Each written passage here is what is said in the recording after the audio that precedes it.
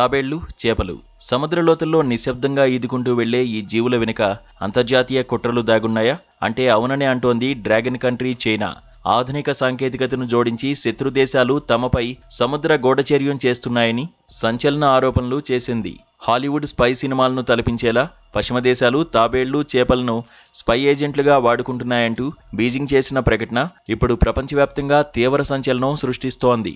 తమ దేశ రహస్యాలను తెలుసుకునేందుకు శత్రు దేశాలు తాబేళ్లు, చేపలను ఉపయోగిస్తున్నాయని చైనా ఆరోపించింది.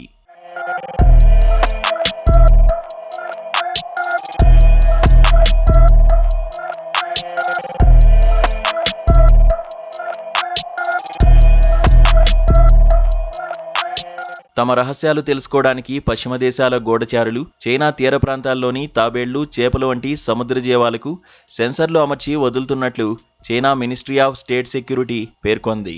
సున్నితమైన సముద్ర సమాచారాన్ని దొంగిలించడానికి అంతర్జాతీయ గూఢచార సంస్థలు సరికొత్త పరికరాలను వినియోగిస్తున్నాయని వెల్లడించింది. ఈ విషయంలో అప్రమత్తంగా ఉండాలని ప్రపంచ దేశాలకు హెచ్చరికలు చేసింది. చైనా తీరజలాల్లో సెన్సర్లు అమర్చిన పలు తాబేళ్లు, చేపలను గుర్తించినట్లు చైనా భద్రతా మంత్రిత్వ శాఖ తెలిపింది.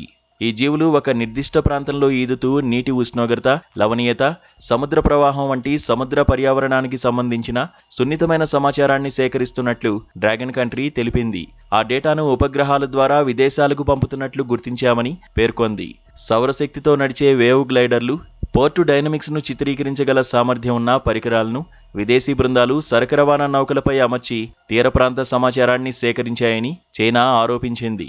ఈ విధంగా సేకరించిన డేటాను ఉపయోగించి తమ జాతీయ భద్రతకు తీవ్ర ముప్పును కలిగించడానికి పశ్చిమ దేశాలు కుట్ర పన్నుతున్నాయని బీజింగ్ ఆరోపించింది. సముద్ర జీవులే కాకుండా పశ్చిమ దేశాల బృందాలు మరికొన్ని అత్యాధునిక పరికరాలను కూడా రంగంలోకి దించాయని చైనా పేర్కొంది. సౌరశక్తితో నడిచే వేవ్ గ్లైడర్లు, అలాగే చైనా రేవుల కదలికలను క్షుణ్ణంగా చిత్రీకరించగల హైటెక్ పరికరాలను విదేశీ బృందాలు వినియోగిస్తున్నాయని తెలిపింది.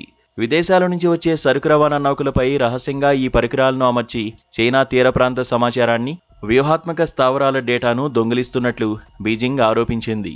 ఈ పరిణామాల నేపథ్యంలో చైనా ప్రభుత్వం అత్యంత అప్రమత్తమైంది. తమ జాతీయ భద్రతకు తీవ్ర ముప్పు వాటిల్లకుండా ఉండేందుకు తక్షణ చర్యలు ప్రారంభించింది. ఇకపై విదేశాల నుంచి చైనాకు వచ్చే నౌకలు, పరికరాలను క్షుణ్ణంగా తనిఖీ చేయాలని అధికారులను ఆదేశించింది. సముద్రంలో వేటకు వెళ్లే స్థానిక మత్స్యకారులను సైతం చైనా ప్రభుత్వం అలర్టు చేసింది. సముద్రంలో చేపలు పడుతున్నప్పుడు లేదా ప్రయాణిస్తున్నప్పుడు ఎలాంటి అనుమానాస్పద వస్తువులు, వింత పరికరాలు అమర్చిన జీవులు కనిపిస్తే వెంటనే అధికారులకు సమాచారం అందించాలని సూచించింది. పశ్చిమ దేశాలు పన్నుతున్న ఈ సరికొత్త కుట్రల వల్ల ప్రపంచ దేశాలు కూడా అప్రమత్తంగా ఉండాలని డ్రాగన్ హెచ్చరించింది. కాగా టెక్నాలజీ సాయంతో ప్రకృతిని, మూగజీవాలను ఇలా గూఢచర్యానికి వాడుకోవడం ఇప్పుడు అంతర్జాతీయంగా సరికొత్త చర్చకు దారితీస్తోంది.